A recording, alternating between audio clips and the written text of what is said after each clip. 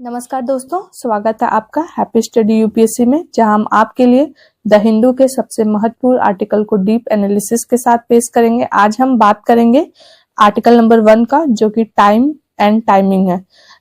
The validity of chief election commission selection process need earlier at jurisdiction. मतलब ये हुआ कि चुनाव आयोग की स्वतंत्रता खतरे में, यह चीफ इलेक्शन कमीशन की नियुक्ति पर बड़ा विवाद। क्या भारत में चुनाव आयोग अब पूरी तरह सरकार के नियंत्रण में आ जाएगा? क्या यह लोकतंत्र के लिए खतरे की घंटी है? और सुप्रीम कोर्ट क्या कह रहा है? और इस विवाद में 2024 के चुनाव पर क्या असर पड़ेगा जो आने वाले हैं? हम पहले इसमें एक बेसिक कंसेप्ट समझेंगे कि चुनाव आयोग की नियुक्ति कैसे होती है। ठीक है। संविधान में चुनाव आयोग का जो उल्लेख है वो आर्टिकल नंबर 324 में किया गया। भारत में स्वतंत्र और निष्पक्ष चुनाव सुनिश्चित करने के लिए चुनाव आयोग का प्रावधान लाया गया है, जो सांसद, राज्य विधानसभाओं या राष्ट्रपति या उपराष्ट्रपति के चुनाव कराने की जिम्मेदारी लेता है। फिर संविधान के अनुसार इसकी संरचना कैसे, एक मुख्य चुनाव आयुक्त होगा प्लस 2 चुनाव आयुक्त होंगे। इसकी नियुक्ति राष्ट्रपति द्वारा की जाएगी। अब टेन्योर क्या होता है? जो चीफ इलेक्शन कमीशन या इलेक्शन कमीशन का जो कार्यकाल होगा 6 वर्ष या 65 वर्ष की आयु में जो पहले हो जाए। फिर चीफ इलेक्शन कमीशन को हटाने की प्रक्रिया सुप्रीम कोर्ट के जज के समान होती है। ऐसे ही हम राज्य चुनाव आयोग की बात करेंगे, स्टेट इलेक्शन कमीशन, जो कि पंचायत या नगर पालिका चुनाव कराने के लिए जिम्मेदार होता है, जो कि हमारे आर्टिकल नंबर 343 के से लेके 343 ZA में चुनाव राज्य चुनाव आयोग का प्रावधान दिया गया है।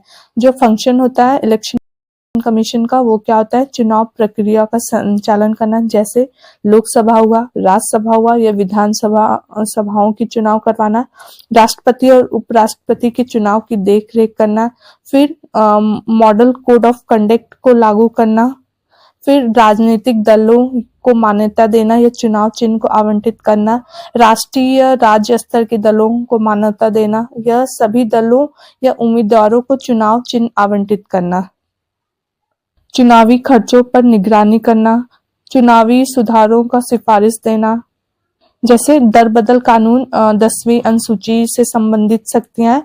हमें पता है कि ये शक्ति स्पीकर या राज्यपाल के पास होती है, न कि इलेक्शन कमीशन के पास होती है।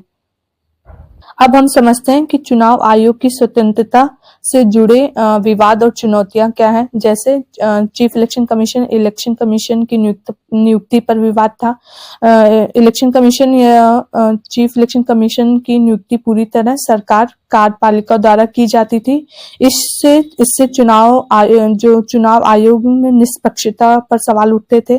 फिर ये हुआ कि जो 2023 में सरकार ने कानून पास किया है, जिसमें चीफ इलेक्शन कमीशन या इलेक्शन कमीशन की नियुक्ति में चीफ जस्टिस ऑफ इंडिया की जगह एक केंद्रीय मंत्री को शामिल कर दिया जाएगा, जिससे विपक्ष ने इसे इलेक्शन कमीशन की स्वतंत्रता पर भी खतरा बताया है। फिर दूसरी समस्या क्या है? चुनावी खर्चों या धन शक्ति, जैसे मनी पावर। उम्मीदवारों के लिए चुनावी खर्चों की सीमा होती है, लेकिन काला धन का उपयोग करके एक बड़ी समस्या बताया जा रहा है। एक समस्या और भी है इसके लिए, जैसे इलेक्टोरल बॉन्ड को सुप्रीम कोर्ट में चुनौती दी गई।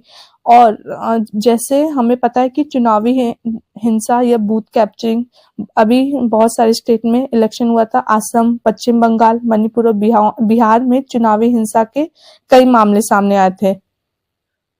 अब हमें पता है चुनाव आयोग से जुड़ी महत्वपूर्ण आयोग और उनके सुधार, जैसे गोस्वामी कमेटी था।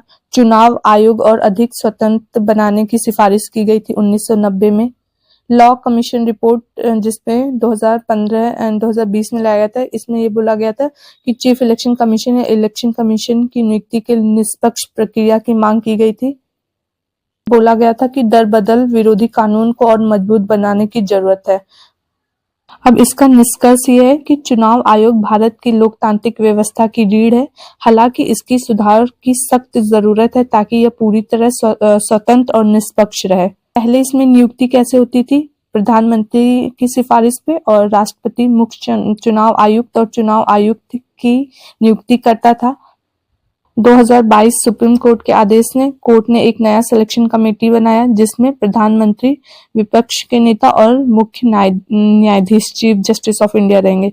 इसका उद्देश्य था कि चुनाव आयोग को सरकारी हस्तक्षेप से बचना चाहिए, लेकिन जो 2023 का नया कानून आया जिसमें सरकार ने चीफ जस्टिस को हटा दिया और एक केंद्रीय मंत्री को शामिल कर दिया। अब सरकार के पास 2:1 का बहुमत हो गया, जिससे चयन प्रक्रिया फिर से कार्यपालिका के नियंत्रण में आ गई है, जिसकी वजह से सुप्रीम कोर्ट और सरकार आमने सामने आ गई। विपक्ष ने इस कानून को सुप्रीम कोर्ट में चुनौती दी है। सरकार कह रही है संसद को कानून बनाने का अधिकार है। तो दोस्तों, क्या आपको लगता है कि सरकार चुनाव आयोग पर पूरा नियंत्रण चाहती है या लोकतंत्र का स्वाभाविक विकास है? आप अपने विचार जरूर बताइए। आइए हम समझते हैं नेक्स्ट आर्टिकल का कि क्या भारत बड़े भूकंप के लिए तैयार है। अगर आज हम भारत में 8.0 तीव्रता का भूकंप आता है तो क्या हमारे शहर या गांव सुरक्षित रहेंगे? क्या हम जापान जैसी उन्नति भूकंप प्रबंधन की ओर बढ़ रहे हैं या अभी भी लापरवाही बढ़ती जा रही है? आज हम समझेंगे भारत की भूकंप तैयारी कितनी मजबूत है, सरकार की क्या क्या योजनाएं हैं, इसको हम समझते हैं। और भारत में भूकंप क्यों आते हैं, पहले हम ये समझेंगे भूकंप आते कैसे हैं। पृथ्वी की ऊपरी परत टेक्टोनिक प्लेट में विभाजित होता है। जब ये प्लेट आपस में टकराती है, खिसकती है, तो भूकंप मतलब अर्थक्वेक का झटका आता है। भारत में भूकंप क्यों ज्यादा आते हैं? क्योंकि हमारा हिमालय क्षेत्र मतलब Indian plate versus Eurasian plate दुनिया के सबसे सक्रिय भूकंप क्षेत्र में से एक है। जैसे उत्तराखंड, नेपाल, तिब्बत, असम और बिहार में बार बार झटके आते हैं। जैसे पश्चिमी या पूर्वोत्तर भारत में भूकंप संवेदनशील क्षेत्र मतलब सिस्मिक हॉटस्पॉट है। अब हम समझते हैं भारत की भूकंप सुरक्षा नीति क्या है और क्या कहती है रिपोर्ट। वैज्ञानिकों के अनुसार भारत में 7.5 प्लस के बड़े भूकंप की संभावना बनी हुई है। हाल ही में नेपाल और उत्तर भारत में लगातार झटके आ रहे हैं। यह चेतावनी का संकेत है कि क्या भारत तैयार है। जैसे हमें पता है कि जो 80% सरकारी स्कूल या अस्पताल भूकंप प्रूफ नहीं है। दिल्ली, गुवाहाटी, देहरादून, पटना, शिलोंग जैसे बड़े शहर हाई रिस्क जोन में आते हैं। इंफ्रास्ट्रक्चर में हमें सुधार की सख्त जरूरत है। अब सिस्मिक जोन ऑफ इंडिया हमें पता है 5 में है। जैसे जोन 2 से जो लो रिस्क से लेके हमें जोन 5 एक हाई रिस्क तक है। यहाँ पर जो भारत में मेजर जो अर्थक्वेक हॉटस्पॉट है वो Himalayan fault line and subduction zone है। अब समस्याएं क्या हैं? जैसे अधिकांश जो इमारतें भूकंप रोधक मानकों को पालन नहीं करती है। ग्रामीण क्षेत्रों में आपदा प्रबंधन योजनाएं की कमी है। भी तेजी से बढ़ते शहरीकरण से जोखिम और भी बढ़ जा रहा है। अब हम कंपेयर करेंगे कंपैरिजन वर्सेस ग्लोबल मॉडल क्या है। जैसे जापान है सबसे एडवांस भूकंप, उनके पास EEWS है मतलब अर्थक्वेक अर्ली वार्निंग सिस्टम है। फिर अमेरिका जैसे कंट्री के पास हाईटेक सिस्मिक प्रूफ इंफ्रास्ट्रक्चर है। भारत अभी भी जागरूकता और तैयारियों के मामले में पीछे ही है। इन केस अगर कल बड़ा भूकंप आ जाता तो क्या हमारा शहर बच पाएगा? और आपको क्या लगता है कि भारत को भूकंप प्रबंधन में सबसे पहले कौन सा सुधार करना चाहिए? आप अपने विचार जरूर दीजिएगा। अब हम बात करेंगे नेक्स्ट आर्टिकल का, जो कि deeper meaning of decline school enrolment. क्या भारत की युवा पीढ़ी कम हो रही है?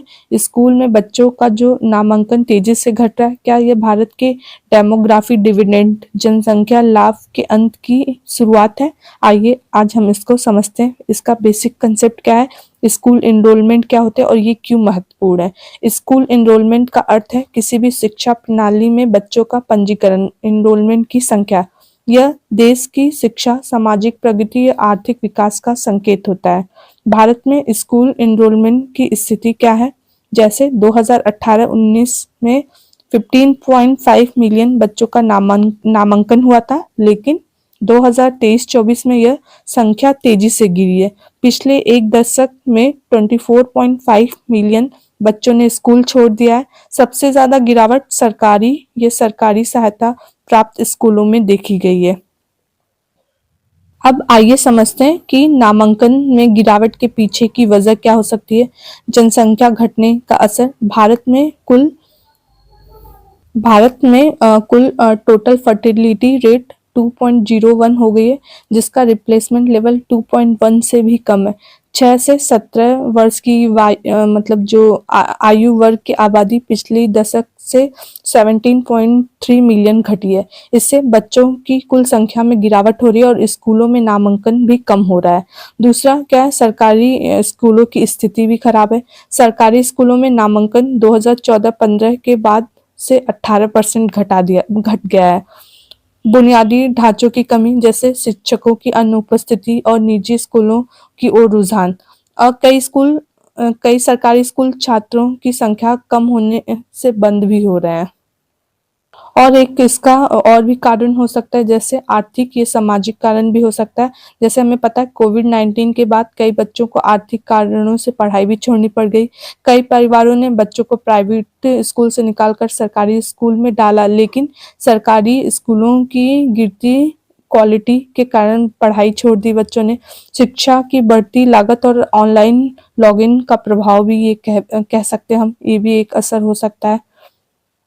भारत में घटते स्कूल नामांकन का एक और भी कारण हो सकता है। जैसे स्कूल नामांकन में गिरावट के कारण क्या क्या हो सकते हैं, हमारी जैसे जनसंख्या या आर्थिक या सामाजिक या सरकारी नीतियों पे इसका प्रभाव जो हमारी शिक्षा प्रणाली या अर्थव्यवस्था या जनसंख्या पे भी हो रही है। अब सरकार का इसका समाधान ये होना चाहिए कि सरकारी नीतियों में सुधार या डिजिटल शिक्षा या स्कूल इंफ्रास्ट्रक्चर में सुधार लाने की जरूरत है। अगर भारत में स्कूलों में बच्चों की संख्या कम हो रही है तो क्या हमें चिंता करनी चाहिए इस बात पे, और क्या यह हमारे भविष्य के लिए भी खतरा हो सकता है। आइए हम बात करेंगे नेक्स्ट आर्टिकल पे, जो कि रसिया यूक्रेन युद्ध है। क्या विश्व युद्ध तीसरे की आहट सुनाई दे रही है? क्या रसिया यूक्रेन युद्ध कभी खत्म होगा? क्या यह संघर्ष तीसरे विश्व युद्ध का कारण बन सकती है, और इससे भारत और विश्व अर्थव्यवस्था पर क्या असर पड़ेगा? पहले हम इसका बेसिक कंसेप्ट समझेंगे कि रसिया यूक्रेन युद्ध का कारण क्या था। जैसे हमें पता है कि रसिया यूक्रेन युद्ध का एक ऐतिहासिक पृष्ठभूमि है। यूक्रेन 1991 तक यूएसएसआर का हिस्सा था, लेकिन 2014 में रसिया ने क्राइमिया पर कब्जा कर लिया, जिससे विवाद बढ़ गया था। यूक्रेन नाटो और पश्चिमी देशों के करीब गया था, जिससे थोड़ा रसिया नाराज हुआ था। 2022 में युद्ध क्यों शुरू हुआ? रसिया को डर था कि नाटो उनकी सीमाओं तक पहुंच जाएगा। पुतिन ने दावा किया था कि यूक्रेन के कुछ हिस्से ऐतिहासिक रूप से रसिया का हिस्सा रहा है। रसिया ने फरवरी 2022 में यूक्रेन पर हमला कर दिया। अब आइए इस पे समझते हैं कि युद्ध का विश्व पे क्या प्रभाव पड़ा था। जैसे ऊर्जा संकट और महंगाई भी बढ़ी थी। हमें पता है रसिया दुनिया का सबसे बड़ा तेल और गैस उत्पादक है। पश्चिमी देश द्वारा रसिया पर प्रतिबंध लगाने से तेल और गैस की कीमत बढ़ गई थी। यूरोप को रसिया से गैस सप्लाई में भारी कटौती झेलनी पड़ी। और दूसरी समस्या थी खाद्य संकट। जैसे हमें पता है रसिया और यूक्रेन दोनों गेहूं और सूरजमुखी तेल के बड़े उत्पादक हैं। युद्ध में वैश्विक सप्लाई चेन भी प्रभावित हुई थी, जिससे खाने पीने की जो चीजों की कीमत बढ़ गई थी। रसिया और भारत का क्या संबंध था? भारत ने रसिया से सस्ता कच्चा तेल खरीदा, जिससे भारत को फायदा भी हुआ था। भारत ने युद्ध पर निष्पक्ष रुख अपनाया था, न तो रसिया के खिलाफ गए न तो पश्चिमी के साथ गए। क्या भारत रसिया यूक्रेन विवाद में मध्यस्थता का कारण कर सकती है? भारत ने यूएन में युद्ध की आलोचना नहीं की थी। भारत शांति का अपील कर रहा था, लेकिन रूस पर प्रतिबंध नहीं लगाया। रूस से तेल खरीदने में भारत को बड़ा लाभ मिला था, और तेल और गैस के दाम बढ़ने से भारत को झटका मिला था थोड़ा सा। डॉलर मजबूत होने से रुपए की कीमत घटी थी। रक्षा सौदा में रूस भारत के सबसे बड़ा सहयोगी है। क्या इस युद्ध में भारत रसिया डिफेंस रिलेशनशिप कमजोर हुआ? इसका निष्कर्ष ये है कि भारत को कूटनीतिक संतुलन बनाए रखना होगा। और क्या रसिया यूक्रेन युद्ध जल्द खत्म होगा, या क्या भारत को इस युद्ध में मध्यस्थता की कारण बननी चाहिए? आप अपने विचार जरूर दीजिए। अब हम बात करेंगे नेक्स्ट आर्टिकल पे, जो कि why are marriage in China on decline. चीन की घटती जनसंख्या, क्या भारत को चिंता करनी चाहिए? चाइना की जनसंख्या तेजी से घट रही है, क्या यह उसके आर्थिक विकास को रोक देगा, और क्या भारत को इस अवसर का लाभ उठाना चाहिए? आज हम समझेंगे चीन की जनसंख्या में गिरावट और उसके आर्थिक और राजनीतिक पे क्या प्रभाव पड़ेगा और इसकी वजह से भारत से इसको क्या मिलेंगे अवसर, इसका हम एक अच्छे से विश्लेषण करेंगे। आइए हम समझते हैं इसका बेसिक कंसेप्ट क्या है। चीन में जनसंख्या क्यों गिर रही है। चीन को वन चाइल्ड पॉलिसी आया था 1980 में, एक बच्चे की नीति लागू की जिससे जो जन्म दर है वो घट गई। 2016 में इस नीति को हटा दी गई, लेकिन जनसंख्या में कोई भी वृद्धि नहीं हुई है। 2021 में चीन ने 3 बच्चे की नीति लाई, 3 चाइल्ड पॉलिसी को लागू किया, लेकिन फिर भी जन्म दर बढ़ नहीं रही है। जनसंख्या गिरावट के मुख्य कारण क्या हो सकते हैं। एक तो शहरीकरण, लोग बड़े शहरों में जाकर छोटे परिवार रखने लगे हैं। महंगी शिक्षा या रहन सहन, परिवार में अधिक बच्चे का पालन से बच रहे हैं, या ज़्यादा बुजुर्ग या कम युवा, कामकाजी आबादी घट रही जिससे अर्थव्यवस्था पर भी दबाव बढ़ रहा है। चीन की घटती जनसंख्या का क्या प्रभाव पड़ेगा। चीन की अर्थव्यवस्था पर क्या असर होगा। चीन की कामकाजी आबादी जो वर्किंग पॉपुलेशन है 2030 तक 10 करोड़ घट सकती है। बुजुर्गों की संख्या बढ़ने से पेंशन या स्वास्थ्य सेवाओं पर दबाव भी बढ़ सकता है। वहाँ पे कम युवा आबादी या उत्पादन घटेगा, आर्थिक विकास धीमे पड़ जाएगा। चीन की एक वैश्विक स्थिति पर भी प्रभाव पड़ेगा। क्या चीन अपनी आर्थिक शक्तियों को खो देगा, या अगर चीन की अर्थव्यवस्था कमजोर होती तो क्या दुनिया पर इसका असर पड़ेगा, और क्या भारत या अन्य देश चीन के कमजोर होने का लाभ उठा सकते हैं। भारत के लिए क्या अवसर बन सकता है ये समझेंगे। जैसे भारत दुनिया की फैक्ट्री मतलब मैन्युफैक्चरिंग हब बन सकता है। क्या भारत की युवा आबादी डेमोग्राफी डिविडेंड है, लेकिन क्या हम इसका सही उपयोग कर रहे हैं। भारत को मैन्युफैक्चरिंग सर्विस या एआई जैसे क्षेत्रों में निवेश पर बढ़ावा देना चाहिए। अब इसका हम एक एडवांस एनालिसिस करेंगे, जैसे जनसंख्या और अर्थव्यवस्था। अगर कम जनसंख्या रहेगी तो वहाँ की जो अर्थव्यवस्था भी धीमी हो जाएगी, जिससे कमज़ोर चीन भी मतलब जो चीन है वो कमज़ोर भी हो सकता है। बुजुर्ग की आबादी में बढ़ोतरी जिससे जीडीपी ग्रोथ पर भी असर होगा। भारत में युवाओं की बढ़ती आबादी से क्या हम इसको सही उपयोग कर पाएंगे। क्या भारत चीन की जगह ग्लोबल मैन्युफैक्चरिंग हब बना सकता है। चीन की गिरती अर्थव्यवस्था जैसे भारत को एफडीआई और व्यापार का भी फायदा मिल सकता है। भारत को अपनी शिक्षा या कौशल विकास नीतियों को और मजबूत करने की जरूरत हो सकती है। अब जनसंख्या नीति या सामाजिक प्रभाव क्या पड़ सकता है। भारत को चीन से सीखते हुए अपनी जनसंख्या नीतियों में बदलाव करना चाहिए। भारत में भी 2050 तक की यही समस्या हो सकती है। भारत को भी परिवार नियोजन में अधिक संतुलित दृष्टिकोण अपनाने की ज़रूरत है, और इसका ये निष्कर्ष है भारत को अवसर का लाभ उठाकर चीन की जगह लेनी चाहिए। क्या चीन की घटती जनसंख्या उसे कमज़ोर बना देगी, और क्या भारत इसका फ़ायदा उठाकर ग्लोबल पावर बन सकता है।